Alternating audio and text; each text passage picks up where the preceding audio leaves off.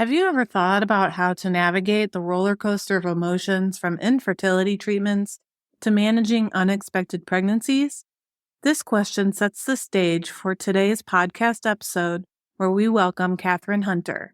Katherine shares her unique journey through various paths to motherhood, facing challenges of infertility along the way, experiencing the joy and surprise of a natural subsequent pregnancy to finally deciding what to do with her embryos. This is part 2 of Katherine's story. So if you haven't listened to part 1, go listen to that first and then come back here for part 2. The Golden Hour Birth Podcast, a podcast about real birth stories and creating connections through our shared experiences. Childbirth isn't just about the child. It's about the person who gave birth, their lives, their wisdom, and their empowerment. We're Liz and Natalie, the Golden Hour Birth Podcast, and we're here to laugh with you, cry with you, and hold space for you. After I had the call from the IVF clinic, that's a whole nother story too. But I took one because I wanted to take a picture of this positive pregnancy test, and so yeah, I had done that. But otherwise, I had never had something like this happen. Where I was completely surprised and it stuck. This pregnancy stuck, and I just remember being in the bathroom stall. No fucking way. And I hope I can cuss on this because you guys are going to have to bleep this out. Absolutely. If I can't. Okay. Yeah. Sorry. I'm trying to restrain, show some restraint. But that is what I said. I was like, no fucking way. And my husband was in a meeting. I knew that. So I called my best friend and who lives in Kansas City. And she was like, oh my gosh. Because she's just one of those friends who is just so empathetic and she's a nurse too. And she's just been through all of this with me, this roller coaster. And she's a mom too. And then I finally got a hold of Heath and he was just in utter disbelief. And so then the first few weeks, I was definitely anxious because I was like, oh my gosh, we don't we had planned on transferring one of our other embryos that are already PGS tested. And this was just so unplanned. And I'm like, oh my gosh, what if something is wrong? Or what if this doesn't work? Because obviously I've had miscarriages before. And my progesterone I asked my doctor, bless his heart, to track it carefully. And he did. What is it? Your HCG and progesterone. And my HCG was good, but my progesterone did start to dip some. So he prescribed that, which, I know that the data is conflicting on does it help or not, but it made me feel better. And then we got to the ultrasound, the first ultrasound, and great heartbeat. And I was like, oh, okay, oh my gosh. And we told our parents, I don't know, a few weeks after that. And we asked Harlow, do you think you're having a bubba or a sissy? And she was, again, 15 months at the time, and was like, bubba. And she never wavered. She is having a bubba. We didn't find out with this pregnancy either. This pregnancy was different. I complained a lot more. Because I wasn't in this mindset that I was with Harlow. I don't want to say that I should have been or whatever, but I was grateful, of course, and utterly shocked, but I just wasn't as prepared. It was I wasn't ready. I didn't feel like I was ready, and so that's hard, and we can have all these different emotions. We can be grateful and, have a paradoxical emotion, alongside that. That's life. Things are not black and white, I think we forget that as humans. We want things to be black and white, and no, you can have many different feelings at the same time and they're all valid. That was definitely my pregnancy with Harrison. Oh my gosh. It is. You both know it's no joke to be pregnant with a toddler. So that was hard. But you get through it. Harlow definitely started watching more TV. And you just nap on the couch. And I ordered a lot of pizza. You guys, I was so hungry. With Harrison. Oh, Natalie, there was more than one time that I ate an entire pizza by myself. And again, those of you who are not. Put that on my episode. And people I am a petite person, and I had no issues doing this multiple times. It's a thing. Eat a whole pizza if you're pregnant and Don't ever look Don't back. feel bad about Don't it. look back. It's amazing. I kind of want one right now. And yeah, I did. I ate a lot of carb, and he is my carb king now. It's so funny.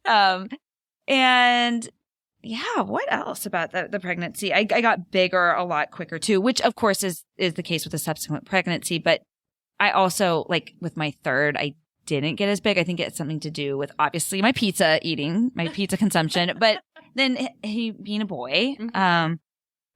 So yeah, like the birth was at the same hospital with the same doctor. And I did want to be induced because what I failed to mention earlier is I alluded to it, but my due date was the same day as my daughter, like is my daughter's birthday. Which wild. is just crazy, just like this one time that we kind of weren't careful because we didn't think we needed to be or that we should be, because we didn't think that we could even get pregnant. Like, that's just nuts that then the due date is my daughter's birthday. So I didn't want to be in the hospital for her birthday. And now it's so funny because Harlow always talks about how it's so unfair. She has to wait to have her birthday. And I try to explain to her like how this came to be. And I was like, well, should I just let you guys have the same birthday, Harlow? She's like, no. I wouldn't have liked that. So, so I was induced at 39 weeks and 1 day. And, my mom came and stayed. That's another reason why I liked the idea of being induced, because then my mom could drive from Kansas City. We knew when she should come. We did Harlow's birthday party, her second birthday party, like a few days earlier. Because again, I'm psychotic and do these things to myself. Like, yeah, plan a big birthday party while you're 38 weeks pregnant. So I remember we got to the hospital. It took a while to check in, and then they checked me, and I would not have remembered this if I wouldn't have written it down at the time. I was 70% effaced and like 3.5 centimeters dilated. So again, they broke my water, just like with Harlow. And I didn't have a doula at this time, and I really struggled with that. Like a part of me, I loved my doula and I really wanted her to be there, but I struggled with justifying the cost, and I just didn't know if it was necessary. And hindsight's 2020. And for me, it wasn't necessary. But I think that everyone's different, and you have to, know yourself, in your situation. And it just happened to turn out really well for me. Like I labored on the labor ball for a few hours. I did like oils like my doula had done. And then I was just like, I'm ready for the epidural. Like I knew this time going into it that I was going to get the epidural. And you guys, seriously, within an hour of getting the epidural. So this is what, like, I think 4.5. Hold on. I get there at like 8:30 and check in. I think they started labor they broke my water at 9:30. He was born at 1:20. So that's like 4-ish hours. So I mean, within an hour of getting the epidural, I was completely out of 10. And the nurse came and checked on me, and I was oblivious. And she's like, oh, you're out of 10. She puts my legs in the stirrup, and she has to take them out because he is right there. Like his head is there.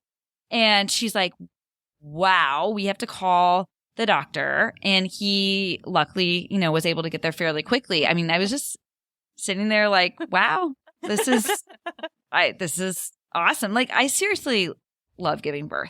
Like, it's such, like, do you agree? I 100%. It's such a, right. Like, I remember that after Harlow too. I was so proud of my body too.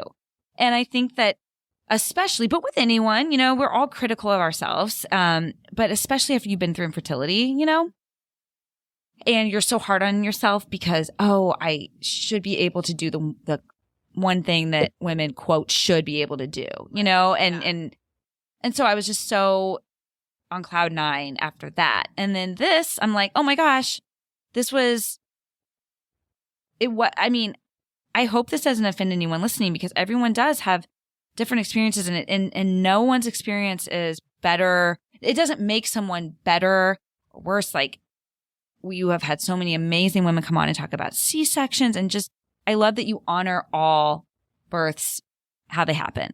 But this was easy. Like this Harrison was easy. And that was amazing. I mean, I didn't even push. The doctor put my legs in stirrups when he arrived and pulled him out. And immediately Heath is just yelling, "It's a boy, it's a boy." He's elated. And that was really cool to see. And I figured it was a boy. I was scared to have a boy. I don't really fully understand that, but so glad I have one now. Oh my gosh.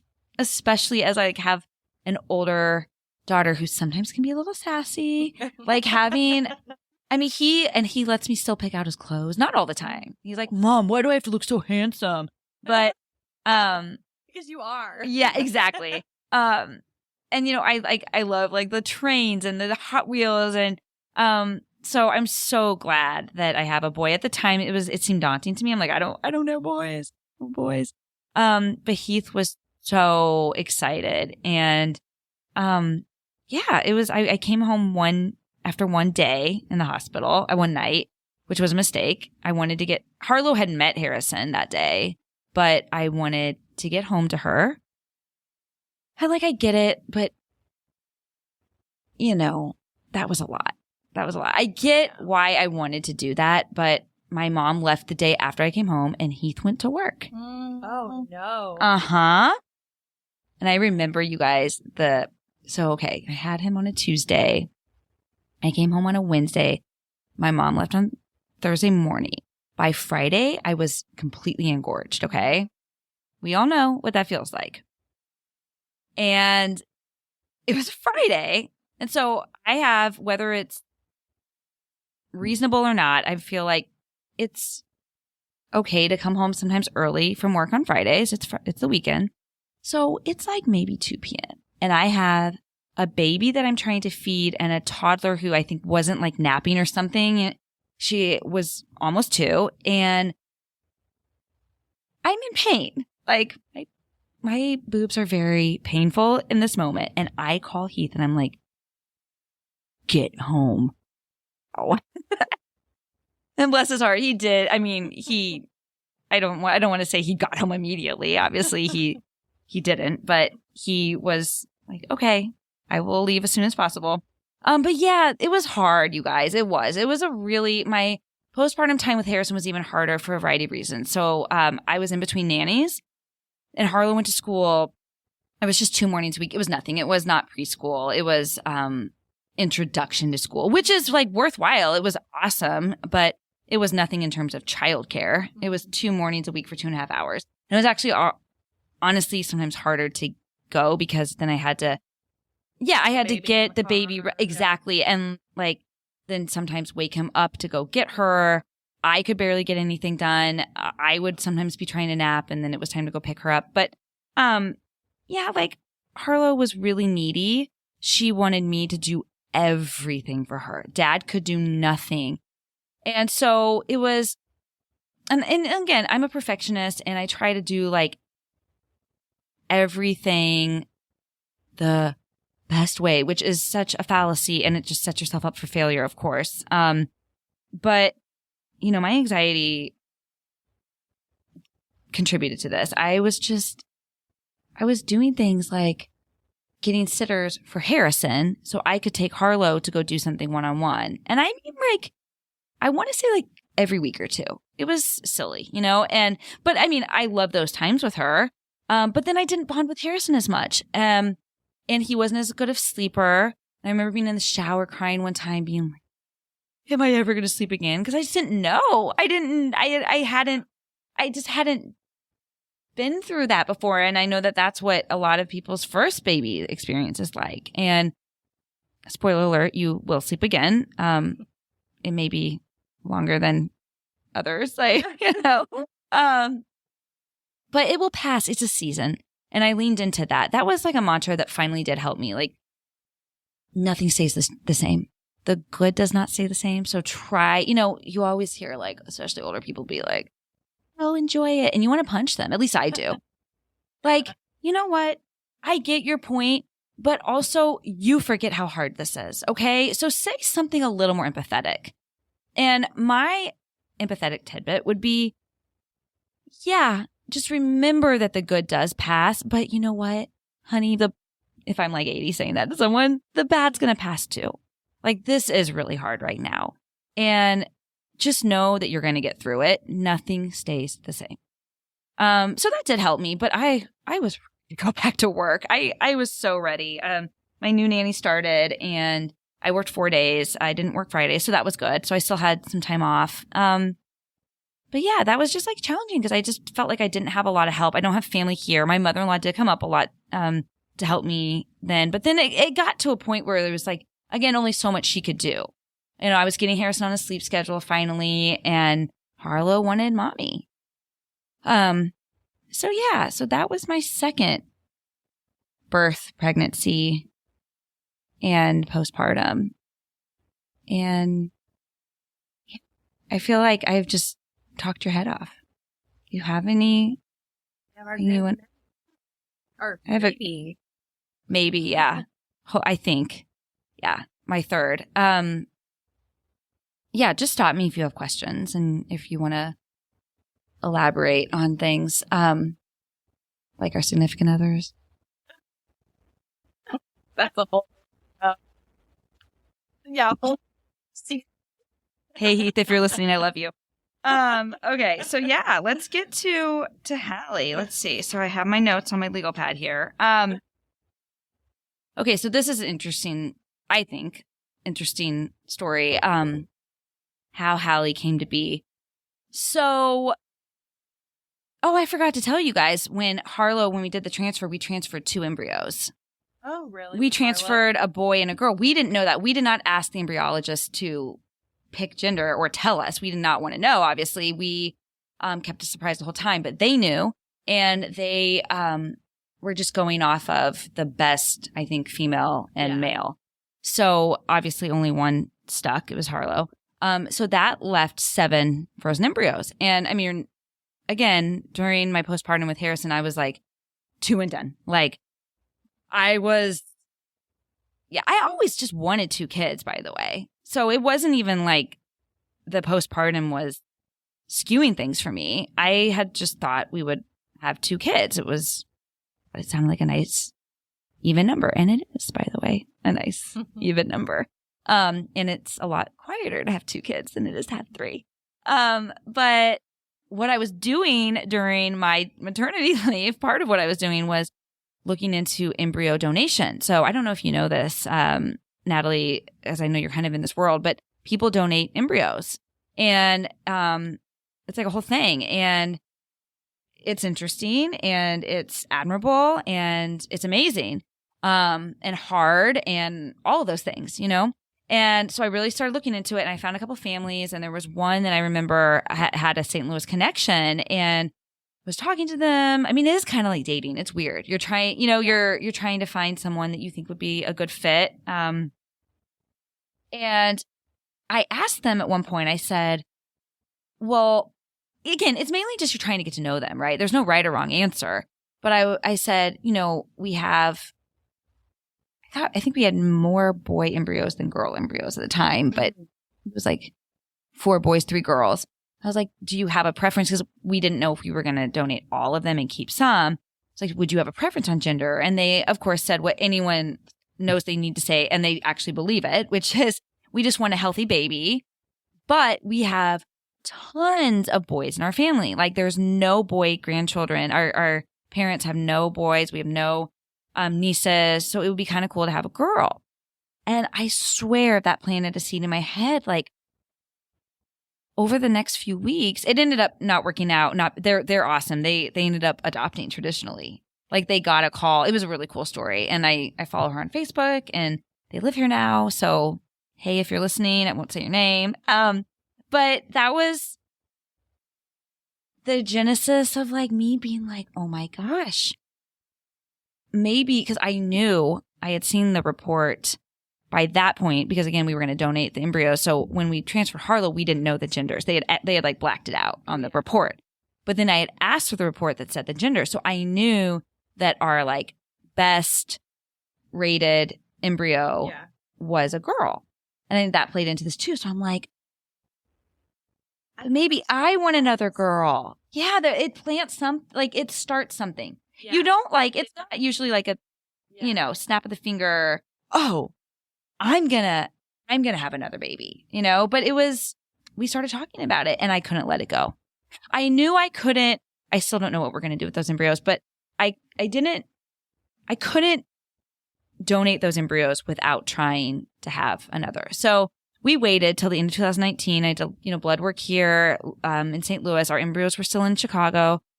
So it's kind of cute. Like we flew up in December of 2019 for the transfer, all four of us. So Heath, myself, Harlow, and Harrison. And we always had, I don't know why, honestly, but maybe just try to be honest with our kids, told Harlow that you're, a miracle. Like we tried so hard to get you.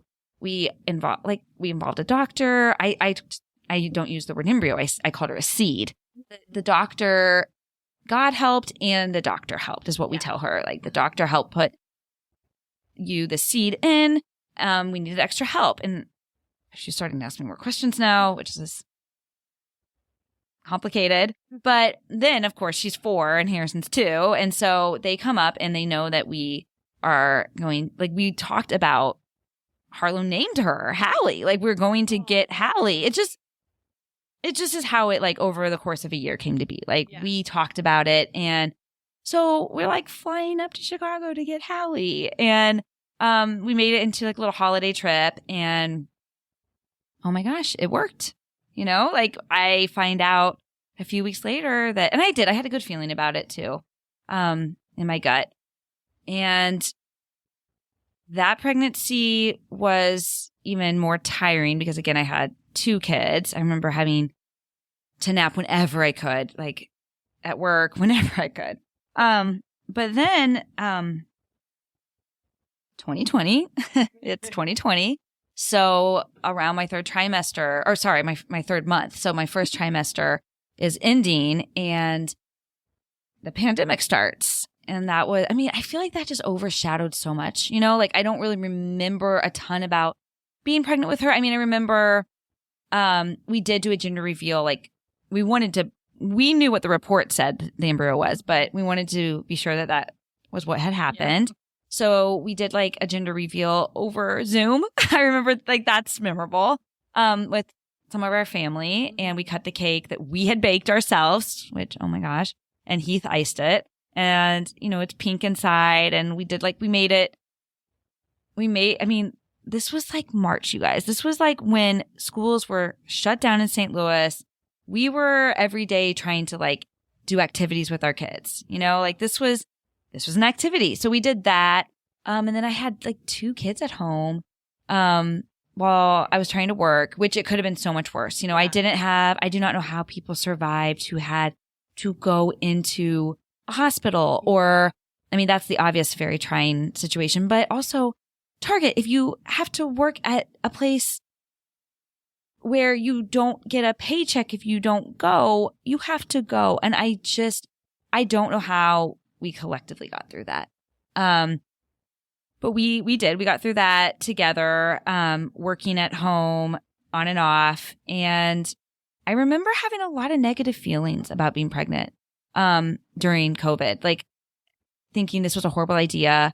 It was almost like I needed to get it out. I would say things to Heath this is such a mistake. And I will say that now because, again, these are feelings and it's not, I didn't truly not want to be pregnant, but there was a part of me that was very scared and it was manifesting in that way, these things that I was saying. And I remember he got frustrated with me some, but I think he mainly understood that that's what I was doing. It was just verbalizing fear.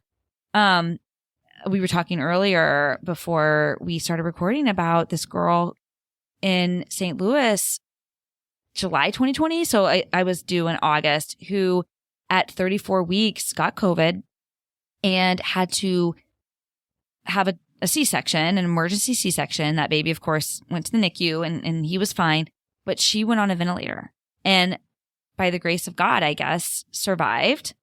But this was what we were being bombarded with, at least in this area of the country. And yeah, I am a germaphobe to begin with. So it was just a very hard time, but there was some positives that came out of it too. So, and that was more in the postpartum phase. But we did. We were able to bond more as a family, and Heath was around more so he could help. So that was a true blessing. So I guess I'll just go to the birth then. I delivered at a different hospital because my OBGYN had moved, and I really liked my OBGYN. She was just affiliated with another hospital. So I was like, that's fine. And it was a really great experience. We had another planned induction. And at this point I was, hold on, how old was I? She was born in August. So I was 36, I think. Yeah. No, 35. I can't remember. I'm so tired. So tired. Was I 36? Yeah, because Harrison was almost 3. Yeah. Yeah. Thank you, Natalie. I already know your age.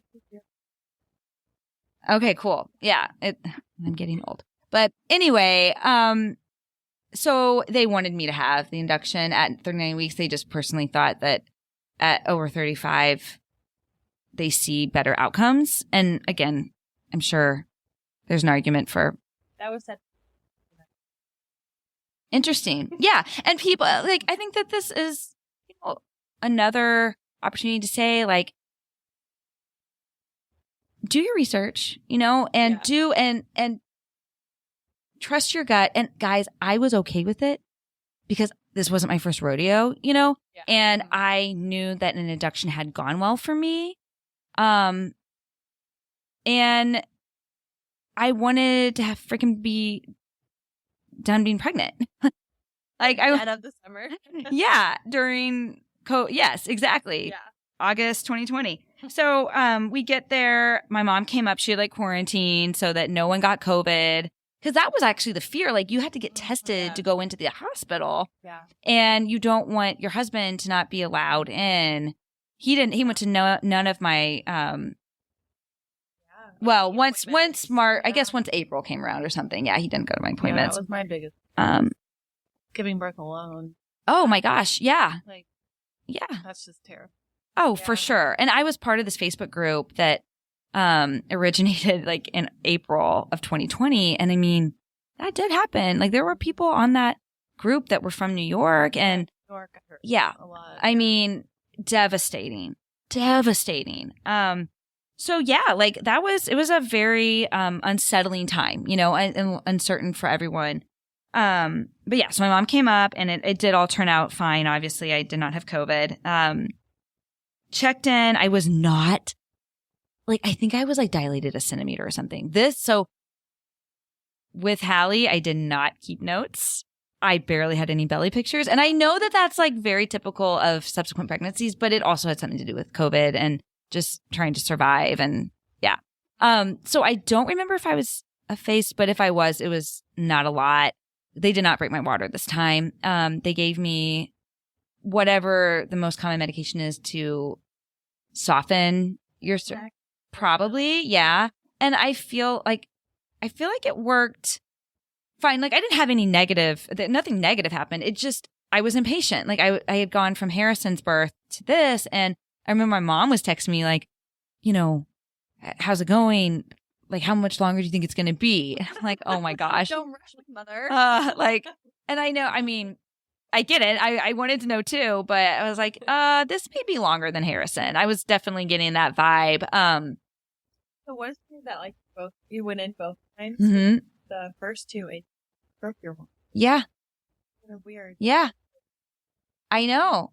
And I found it to be weird that they didn't this time, but it wasn't. It was yes, I was just, and I think that, by the way, that had a lot to do with the Pitocin being increased. I mean, once you do break someone's water, you do have, I think, 48 hours. Is that right? The time starts ticking, but it didn't warrant ratcheting up as quickly as that nurse did. But yeah, Natalie, that's a good point. It doesn't usually happen, I don't think. But that was my previous two experiences. So it was weird to like lay there. I talked to Heath.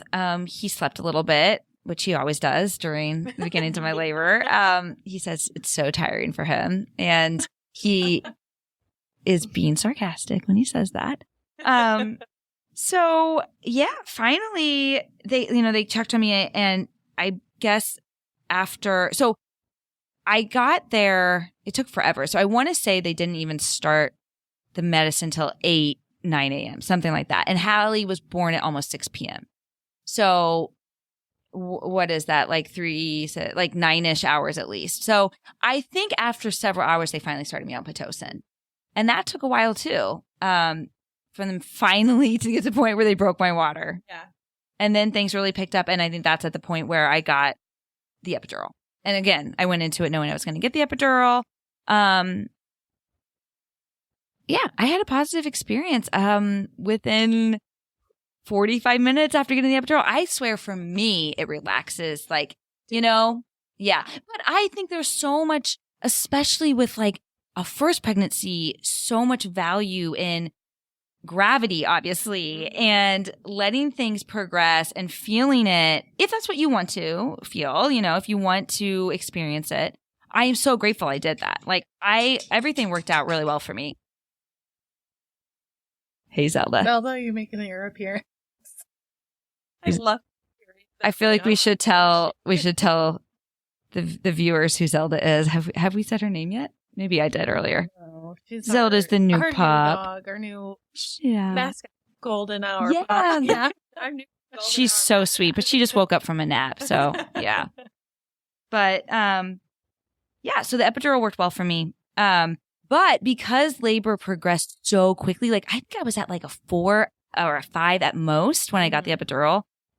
I mean, I was at a 10 within 45 minutes. And so I thought the epidural wasn't working, not because I was in so much pain, but it was discomfort, it was the pressure, and it was because she was coming so quickly. And so that's when I got excited. I was like, see, once my, once my breaks, I guess that's how my body works. Yeah, it's go time. For me at least. But yeah, what else was I going to tell you guys? Like, it was really cool because the resident this is a teaching hospital, I think is what you would call it. The resident OBGYN who helped mine deliver Hallie, her name was Hallie. I know. It was sweet. It was sweet. And thank you. So yeah, all H's if you haven't caught on yet. And Heath is my husband, so I get called Heather sometimes, but I'm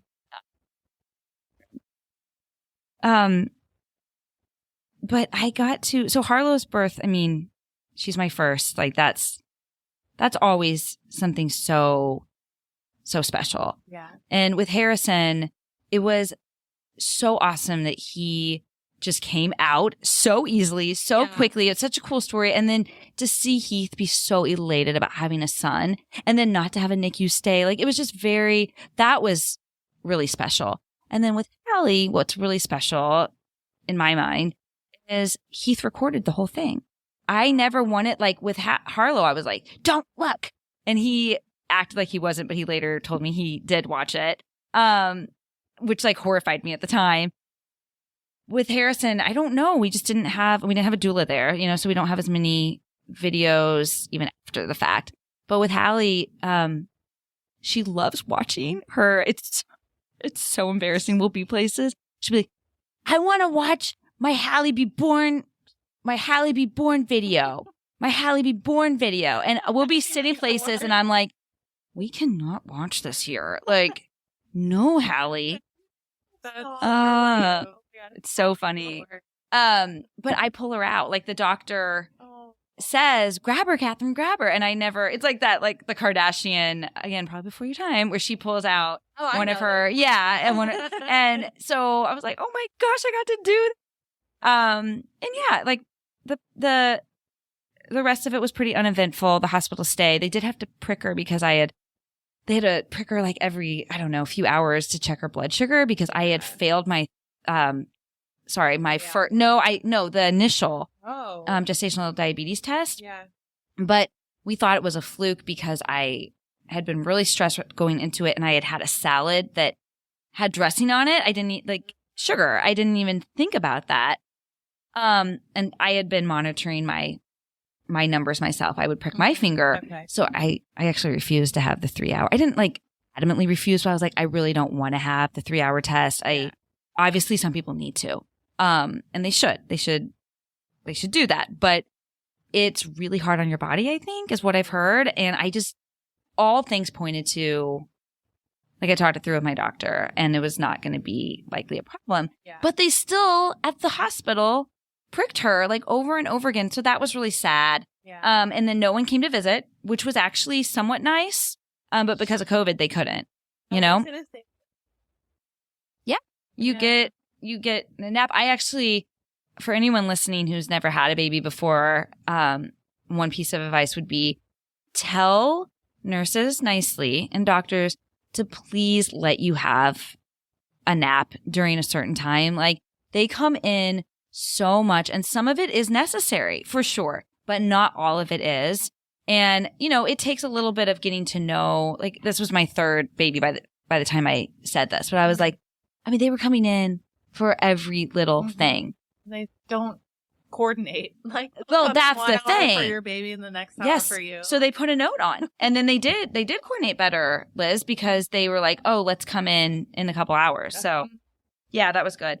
And then postpartum. I mean, it was. Sorry, go ahead. Did you stay the 2 nights with your? So it's funny. I did, but I didn't want to for only one reason, which was COVID, because again, I was still kind of crazy about it. I didn't want to like unnecessarily risk exposure, but I had to, Liz, because she was born at 6 p.m. So you had to stay that night, and they wouldn't let me. Why did I have to? I forget the details, but I think it was like, oh, I know. I think they wanted her to have been there 24 hours. And by that point, it was going to be like, by the time I got checked out that next night, like 7, 8 p.m. And so I guess I didn't have to, but I felt like I should. Yeah. And it was the right decision. Yeah, maybe that was it too. Isn't it funny how much you forget? Really, I don't remember a lot of the details. I wish I would have written down more from her birth.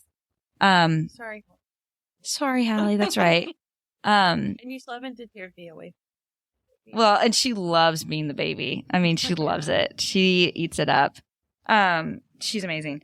So yeah, like postpartum, it was definitely different for obvious reasons. The pandemic, we had kids and no nanny. We had kids home and no nanny and no preschool for the first 3 weeks. And then they started at a private preschool because that had been the plan for a while, but it just hadn't opened yet. And so that was good. I mean, I think I expected the worst, you guys, and then hoped for the best. Heath was home more because of COVID. Like, he didn't have to go in every day.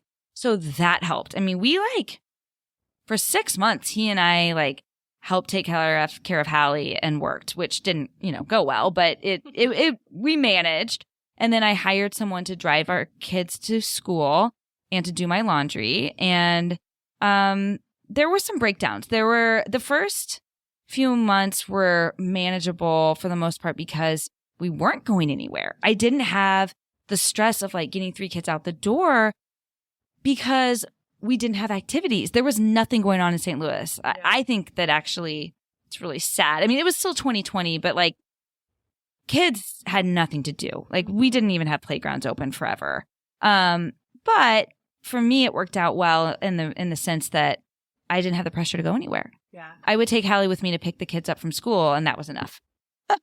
Yeah. So, and that actually be my advice for some, that can do it. If you can, obviously not everyone can hire help. If you can hire help to fold your laundry, do it. It's amazing. Outsource. But if you yes, but it doesn't, but you can also get creative. If you can't afford it, there are ways that it's not even getting creative, right? It's accepting help. And it is leaning into any community that you do have. And I accepted, meals from people that I did not know at my church at all. And I pay it forward. I try to, like, I will make a meal for, well, it's not making really, but it's buying or ordering. It still counts. For, you know, people that that are not my best friends, you know, I mean, they're not just like anyone off the street, but I will do that because I know you have to have help. Yeah. So that would definitely be part of what I would say to people. And yeah, and just like, you know, finding your way, like try to keep your eyes open, like keep trying to find solutions, Facebook groups, doulas, breastfeeding groups to the extent that, you know, hospitals have them. And like, you know, for those going through infertility as well, like, again, try to reach out to those who can support you, who know what you're going through. And it's the same with postpartum. Don't be like I am very controlling. So I get the not even wanting people in your house. Like that can be awkward, but know your limitations, know yourself, and give yourself grace. And nothing stays the same, which is crazy, you know? Little season of life. And we know this, but it does seem, when you're sleep deprived especially, it does seem like a revelation sometimes when you think of it that way. Mm-hmm. When you're up in the middle of the night and that's and your whole life. It is. Right then. Yeah. And you know, right then. your life is the only life you have to live. And so I'm a big Brene Brown fan too. And, you know, she's all about, she's all about, you know, I don't know how best she would describe it. And I don't have her words and I'm not articulate like she is, but you do have to kind of lean into whatever you're feeling, or you can't be there for others. You know, you have to, she would never say feel sorry for yourself. It's not that, but it's, you can be upset. This is hard, while also knowing that it's not forever. And something that helped me too was channeling like people who have had really, really, really trying situations, like a mom who is traveling from, you know, Ecuador to the United States with a baby because she's escaping horrendous circumstances and maybe had to take like a train, like be on the top of a train with a little kid. I can do this. I can sit here and do this for these 2 hours. I sometimes had to tell myself stuff like that because, again, I am a complainer and I am, like you said, that's your life. And when you're in the dark at 2 a.m., it is hard. And I'm not trying to minimize that at all. So, yep. And you're still in it, Natalie. You're not even quite to the 1 year mark. I know. Sleep with is getting Violet. better though. Good. I do have a question that I've been wanting to ask for a while. How did you find other women to write into your book? Yeah. So that was a process. So the story behind it is my friend had been telling me for a long time, my friend from high school, you need to write a book about your story. You need to write a book because I have used Instagram, my personal page, not the one that you know about, the Past Motherhood page, but my personal page to kind of amplify a voice for infertility and pregnancy loss. And at a time where that was a little bit novel, like, because this is like 2015, 2016, right? And, you know, that was when Instagram was really starting to become more of a thing. And so she had been telling me that from my posts. And finally, Mother's Day 2019, she said that again. And I was like, because I had posted something and I was like, you know what? The reason why I didn't want to do it before was because I don't think that my story, while it's exceptional to me, of course, it's not exceptional to necessarily others, but there's power in numbers. So then that was the birth of me thinking about an anthology, which I didn't even know what an anthology was before that. I just was Googling, I don't know what I was Googling to find out what an anthology is, but a collection of stories by different authors. And so what I did was I wrote my story first. And then I started like telling people I knew what I was doing to get the word out. But I knew I had to write my story first.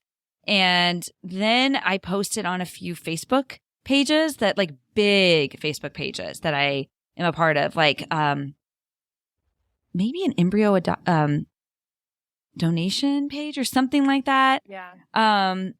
And I got a few people that contacted me. And I also reached out to a few people that I knew that had gone through it. So then once I had a few stories that I had gone through and edited, which was so time consuming, then I had it was a little more legitimate. So I wrote up, such a lawyer thing to do. Like I wrote up not like a lengthy contract, but something that like outlined the plan and like a letter to potential authors summarizing kind of what I thought. I really had to meditate for a while. I mean, it took at least 6 months for me to figure out how am I even going to, frame this, to people and sell it, so to speak. And, what is going to be the framework in terms of, I ended up self-publishing, but like that sort of thing. And yeah, so it was like very piecemeal. Like it was partly word of mouth. It was these strangers I didn't know through Facebook. And it was people that I reached out to. And then I did end up hiring 2 editors through a website called, I think it's Reedsy, Reedsy, which was cool. Like it was, I never knew. I mean, I had to do a lot of research. Yeah. Because I did not know what I was doing. And I talked to a few people that had done the self-publishing, had gone down that path. So thanks. I'm glad it's out there. I'm glad it's out in the universe. Like it was a rewarding thing to do. Yeah. And once you put something out in print, and it's a vulnerable thing to do, of course, too, for all of these authors. I am so appreciative to them. But it's out there forever, which means that it could help someone in 20 years from now. I mean, maybe not. Like, it depends. It's definitely some of it, though, could probably help. I think a movement started for real. Like when a movement, and I'm specifically talking about being vocal about infertility and pregnancy loss, and Big Little Feelings is part of it, but it started before that even. And I do want to believe that I'm a tiny part of that in this community, meaning St. Louis. Like, obviously, people don't know me, like, nationally, my goodness. I'm not that conceited, but I was always very vocal about my struggles once I got pregnant with Harlow. I was not prior to that. I couldn't be. And so for people to be, sharing what they're going through while they're going through it, that is even more courageous to me. Yeah. I just couldn't do it. So for a lot of reasons, but yeah. And like you can say so many bad things about social media, and anyone can. I mean, we can as a society. There are a lot of problems with it, but it's a powerful platform, and it can be a powerful platform in the best of ways. Yeah. Sure. Felt our community. Yeah. Yeah. When I was in the thick of postpartum, it was bad. Yeah. Like too much information. Yeah. Yeah. Like once I honed in on exactly what I was looking for, and I curated my feed. I love that you're saying this. No, that's important, Liz. And because it's such, you're bombarded, Yeah. It's so much. And it's like in postpartum, you're sometimes scrolling at 2 a.m. too, like when you were just zombie and you're not even processing it. And it's just too much. I didn't even talk about breastfeeding journey at all, really. But did come from the people who I was surrounding myself with. And they were great too. Like I said, I loved my doula and my chiropractor, my acupuncturist, but you just have to take in the information and curate it. And yourself, and you have to at some point be like, there was no other reality than my own. because it's so hard to even figure out like what is like, I don't want to say true or not, because it's not that exactly, but it is. Find out what your truth is with respect to how you should feed your child, or, like get the information, but then don't just assume that one group of people is saying exactly the right thing for you. But yeah, I did breastfeed all 3 kids, by the way. Wow. And that was an awesome experience I'm so grateful for. But I finally, thankfully, when Harlow was 7 months, was like, this is insane. Like, she's not going to get enough, like, because my supply dropped a lot around the 6-month mark with all 3 of my kids if I do not supplement with formula. And that was so liberating. I was so hard on myself up until that point. And I feel like we've kind of gotten away from that a little bit, meaning the shame associated with, formula. Like, it's gone back and forth throughout the years. Like, breastfeeding wasn't even like in the 80s. I feel like a lot of my friends' parents, it wasn't really even a thing. My mom did, but a lot of women didn't. It's just gone back and forth. And fed is best. And I didn't breastfeed as long with Hallie and Harrison because it was freaking impossible, because Another kid. Yes, and they liked bottles like a lot. And so that really worked. But, the bottles. It's like all coming back to me. Natalie's shaking her head. Yes. I don't know if you've listened to like my story. Yeah. Fitness. I'm so sorry. I am so happy to be on the other. Yes. Yes. So we can go into that off the radio. We'll have a radio. So many people I love have it. heard me talk about this and complain, and Liz especially, like, she knows. Well, I'm just glad that you guys are using the space to tell your stories, let other people tell theirs, because you never know. Like, if one person listening is positively impacted, that's something, Not alone. That's our hope. That's our... Right. Yeah. Well, I think that's a good segue to say thank you so much for coming on. Oh, thanks for having me. You're famous in my ceiling. And me, Oh, so. thank you. That's really, how really can people nice. find you? Yeah, that's nice of you to ask. So Paths to Motherhood is the Instagram page that Natalie is talking about. And that's probably the easiest way. But, if you Google Katherine Utz, U-T-Z, that's my maiden name, Hunter, you can find me because lawyers are easy to find. But I would say that the Paths to Motherhood is probably the easiest because I have a link to a website and an email, and I welcome, messages, emails, all of that, because I don't know. I feel like connecting with people is truly how we get through this. Get through it all. Respond. Oh, thanks. Love it. So sweet. I love it. Yeah, thank you so much for sharing your story. You are welcome. Yeah. Great start back. Yeah. Well, thanks, guys. And cheers to bedtime.